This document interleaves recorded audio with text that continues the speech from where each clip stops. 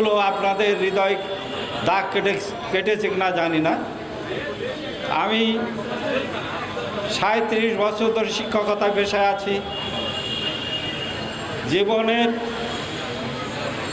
অনেকগুলো সুযোগ ছেড়ে দিয়ে আমরা শিক্ষকতা এসেছিলাম, আর সেই শিক্ষকতা পেশায় বহু চড়াই উতরাই পেরিয়ে আজকের এই পর্যায়ে এসে পৌঁছেছে।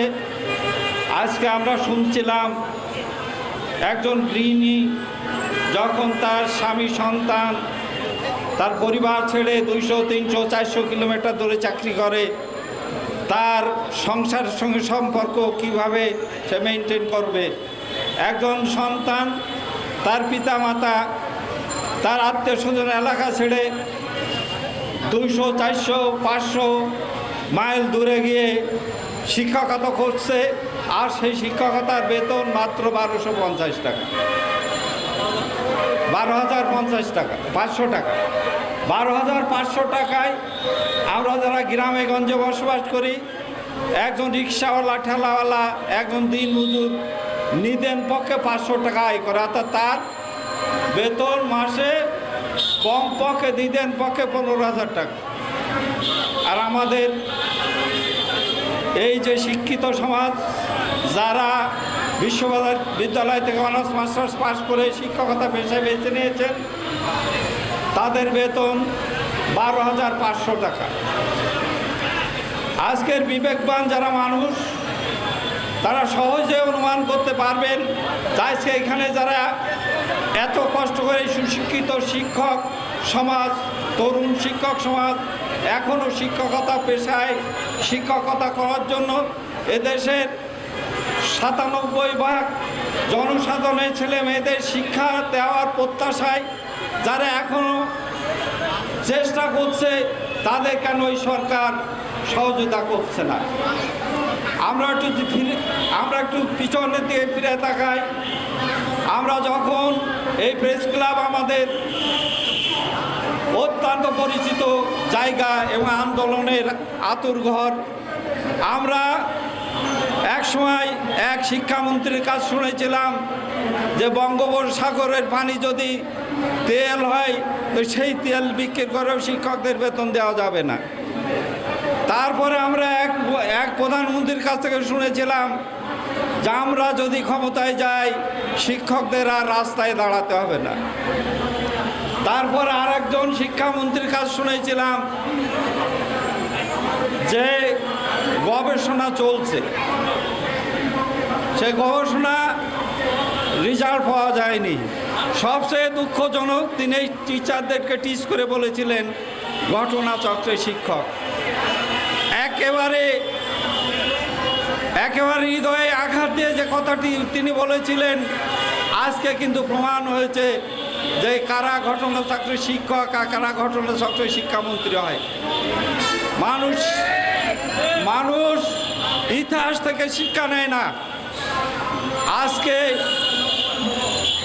আমরা আমাদের যে ছাত্ররা, যে শিক্ষকরা 5 অক্টোবর আন্দোলন সংগ্রামের মাধ্যমে 15-16 বছরের স্বৈরাচারী শাসনের অবসান ঘটিয়েছে, শিক্ষক সমাজের অত্যন্ত প্রত্যাশা ছিল যেহেতু বৈষম্য নিয়ে তারা আন্দোলন করে এই সরকারকে হটিয়েছে, নিশ্চয়ই শিক্ষা ব্যবস্থার একটা নতুন কিছু হবে, শিক্ষায় বৈষম্য থাকবে না। আমরা হতাশ হলাম যখন 6টি কমিশন গঠন করা হলো, সেইখানে শিক্ষার মতো একটি গুরুত্বপূর্ণ বিষয়ে কোনো কমিশন হয়নি। আমরা হতাশ হয়েছি। তাহলে কি পুরনো দিনের যে সমস্ত রাজনৈতিক নেতারা, যে সমস্ত আমলারা আমাদের শিক্ষকদের দাবি দাওয়াকে উপেক্ষা করেছিল, অবজ্ঞা করেছিল, আজকের যে সরকারের কাছে মানুষের অনেক প্রত্যাশা, সেই সরকারও কি তাদের সেই পদ বেয়ে এই শিক্ষা ব্যবস্থা নিচে নিয়ে যাচ্ছে কিনা? আজকে এইখানকার যে দাবি, এই দাবির সঙ্গে কিন্তু কোনো টাকা পয়সার সম্পর্ক নেই। শুধুমাত্র একটা প্রজ্ঞাপন দিলে শেষ, রাষ্ট্রের কোনো টাকা পয়সা খরচ হচ্ছে না। এই সব নিয়ে যে তালবাহানা বিগত দিনে সরকার করেছে, আজকের এই যে তত্ত্বাবধায়ক সরকার, তারাও কি সেই পথ ধরে যাচ্ছে এইটা আমরা ভাবছি। আমরা আসলে প্রত্যাশা করতে পারছি না যে এই সরকার আমাদের এই দাবি দাওয়া মেনে নেবে। তরুণ শিক্ষক সমাজের কাছে আমার আকুল আবেদন, আপনারা এসছেন, আমরা এই সকাল থেকে দেখো অনেকগুলো লোকের সমাগম, এখন আস্তে আস্তে আমরা চলে গেছেন। শিক্ষকদের মূল সমস্যা হলো যখন এখানে ডাকা হয়, অনেক যারা ডাকে, যারা অ্যারেঞ্জ করে, তারা কিন্তু অনেক কষ্ট করে এখানে ব্যবস্থা করে, কিন্তু এইখানে আসার পরে একটু সেলফি তুলে এদিক ওদিক চলে যায়। তাদেরকে আমি বিনীত আহ্বান জানাচ্ছি, কারণ এইখানকার কিন্তু অনেক রিপোর্ট মিডিয়ায় যাচ্ছে, মিনিস্ট্রিতে যাচ্ছে। তাহলে আমরা যদি সত্যিকার অর্থে এই প্রোগ্রামকে ফলপ্রসূ করতে চাই, আমাদের উপস্থিতি নিশ্চিত করতে হবে। আমরা তো রোজাও থাকি, এইখানে তো আমরা ৪৪ দিন শুয়েছিলাম না খেয়ে, তারপরেও তো ছিলাম আন্দোলনে। আজকে এই সরকারের কাছে আমাদের অনুরোধ, আমরা দেখেছি যে সব ছেলেমেয়েরা আজকের এই সরকারে আছে, যাদের আন্দোলনের ফসল আজকের এই সরকার, সেই সন্তানরা কিন্তু এই ৯৭% শিক্ষকরাই শিক্ষা দিয়েছে। আমরা কষ্ট পাই, আমি ৩৭-৩৮ বছর ধরে শিক্ষকতায় আছি, আমাদের অনেক ছাত্র মন্ত্রণালয় আছে, অনেক ছাত্র ডাক্তার ইঞ্জিনিয়ার হয়েছে, কিন্তু সত্যিকার থেকে আমরা মানুষ করতে পেরেছি। প্রশ্ন হয় আজ জীবনের শেষ প্রান্তে এসে আমরা মনে হয় আমরা সুশিক্ষা দিতে পারি নাই। কারণ হলো আমার নেতা জনাব জসিমউদ্দিন স্যার ইতিমধ্যে বলে গেছেন, শিক্ষা ব্যবস্থা জাতীয়করণের জন্য টাকা পয়সা সরকার থেকে দেওয়া লাগবে, শুধু ব্যবস্থাপনা করলেই হবে। আমরা অনেক অঙ্ক এসে হিসাব দিয়েছি সরকারের কাছে, কিন্তু সরকার এসে আমলারা সে অঙ্ক জানে কিনা আমরা জানি না। তবে আমি এইখানে কণ্ঠে বলতে চাই, আজকে যারা সরকার আছে তারা যদি এই এমপিওভুক্ত শিক্ষকদের সমন্বয়ে একটা কমিশন করে এই জাতীয়করণের যদি দায়িত্বভার দেওয়া হয়, আমার মনে হয় ১ মাসের মধ্যে সারা দেশের সমস্ত এমপিওভুক্ত শিক্ষা প্রতিষ্ঠান জাতীয়করণ হয়ে যাবে। জাতিভাবে একটি সুশিক্ষিত শিক্ষক এবং এই সুশিক্ষিত শিক্ষকদের মাধ্যমে গ্রাম অন্তরে প্রত্যন্ত এলাকার ছেলেমেয়েরা সম সুযোগ ভোগ করবে। শিক্ষা মানুষের গণতান্ত্রিক অধিকার, এই অধিকার থেকে বঞ্চিত হচ্ছে দীর্ঘদিন ধরে গ্রামের অশিক্ষিত অর্ধশিক্ষিত লোকের ছেলেমেয়েরা।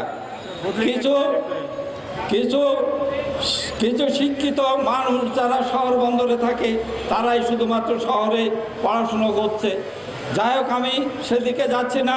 আজকে যেইখানে আজকে দাবি, সেই দাবিটা হলো ন্যায্য দাবি, এবং এই দাবি এখানে সরকারের কোনো টাকা পয়সা কিন্তু খরচ হচ্ছে না, শুধু একটা প্রজ্ঞাপন দিলে হয়ে যাবে।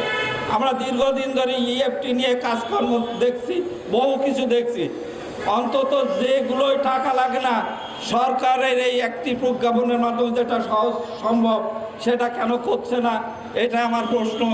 আজকে আমরা দেখেছি এইখানে শিক্ষকদের মাঝে যে প্রত্যয়, এরা কিন্তু একটি প্রজ্ঞাপন ছাড়া ঘরে ফিরে যাবে না। সেই জন্য আমি এই সরকারের কাছে যারা দায়িত্বে আছে তাদের কাছে আমি বিনীত অনুরোধ করছি, আবার নতুন করে 5ই অক্টোবরের জন্ম না হোক। কারণ এই শিক্ষকদের সাথে কিন্তু অসংখ্য শিক্ষার্থী আছে, অসংখ্য অভিভাবক আছে, তারা কিন্তু দীর্ঘদিন ধরে তাদের দাবি দেওয়া নিয়ে পথে আছে, রাজপথে আছে 16 সাল থেকে।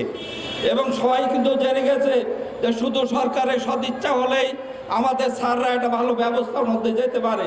তাহলে কেন সরকার দিচ্ছে না? এই ন্যায্য দাবি অনতিবিলম্বে মেনে নেওয়ার জন্য আমি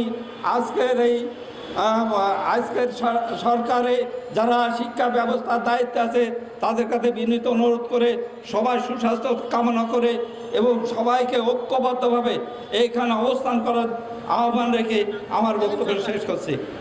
আল্লাহ হাফেজ। ধন্যবাদ।